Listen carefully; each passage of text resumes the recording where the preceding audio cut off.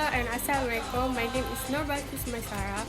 I'm from Intake August and my student ID is 2020-0905429. Okay, today I would like to present about heritage tourism destination. I choose the location of Easter Island.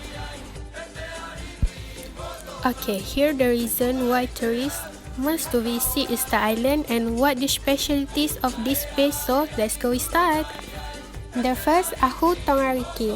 For most people, the image that comes to mind when Easter Island is mentioned is a row of huge hidden statues standing on a platform. These statues were meticulously restored after they were damaged by a civil war and then a tsunami.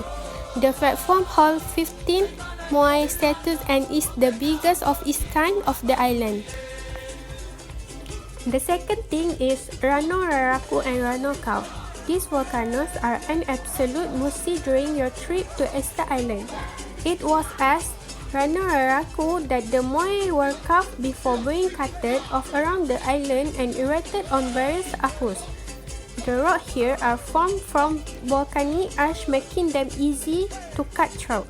Surrounding the volcano are almost 400 partially finished Moai that were abandoned because they had some kind of defect. Seeing the half-finished hits lying around the periphery of the volcano is quite a sight to behold.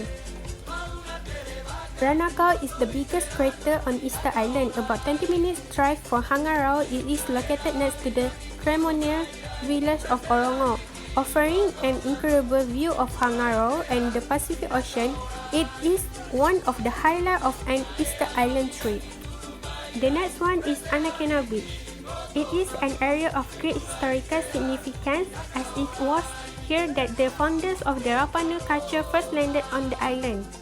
As the home of the island's first ancient city, this beach has witnessed all kinds of fascinating development over the course of hundreds of years. The next one is Easter Island culture. With over half of the island population being of Rapa Nui origin, the community of Easter Island is still maintain many traces of their ancestral culture. Noticeably, different to mainland Chileans, the culture of the islanders has a strong focus on music and even has a number of its own musical instruments. Singing is often done in choir or in a chanting style from all sorts of strange styles. The music is accompanied by different dances including the Sao-Sao, Island Tango and Tari-Tarita.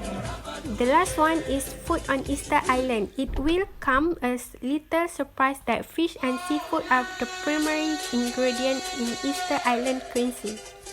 Lobster, swordfish and tuna all make regular appearance at the dinner table and are often accompanied by plantain or yams.